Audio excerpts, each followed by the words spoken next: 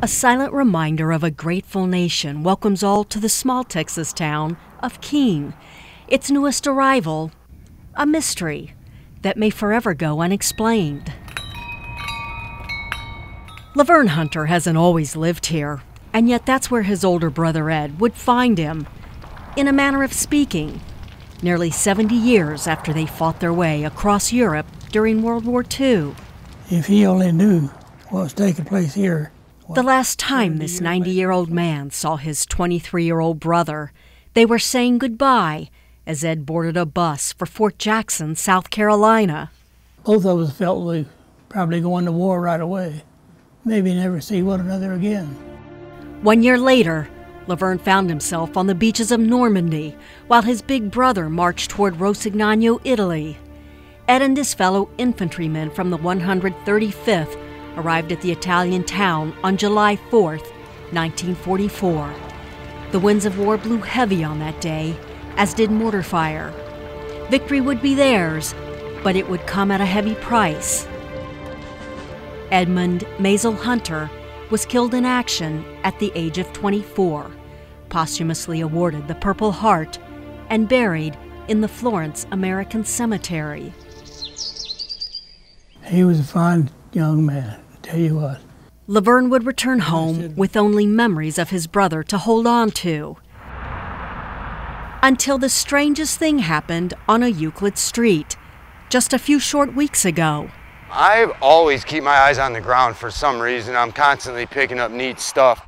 Yeah, it's a beautiful, beautiful day out here today. Let's cross. Sean Bartle and his girlfriend Liz were stepping off the curb on Euclid Avenue when something caught his eye.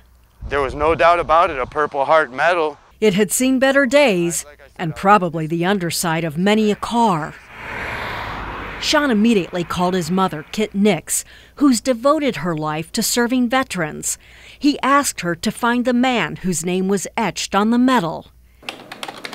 It turns out the stranger was one of 9 children, 4 of them brothers, all who served in World War II, and one of them was still alive.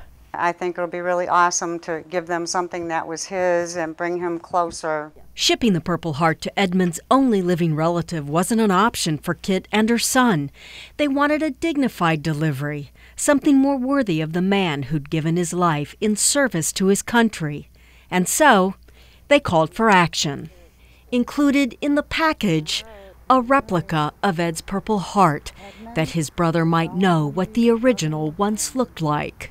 We will take good care of these for you. Together, Kit, Sean, and I readied the medal for its homecoming, a symbol of the man who never made the trip, forever buried on Italian soil. Hi there, how are you? Laverne Hunter was expecting us, and that which was entrusted to our care. This is your brother's Purple Heart. Oh, I've never seen one. Oh my, yeah. He can't imagine how his brother's Purple Heart found its way to a Cleveland suburb, carelessly tossed to the side of the road. That's the cemetery. And we had another surprise, a picture of Ed's grave, a place Laverne has never been. Isn't that beautiful? It really is. And finally, Dear Laverne, a message from a mother and son who insist soldiers like Edmund M. Hunter never be forgotten.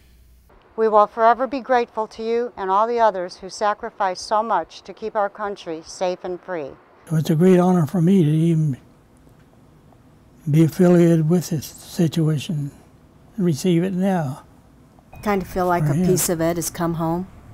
Yeah, a little bit. Reporting from Keene, Texas, Lori Taylor, Fox 8 News, Call for Action.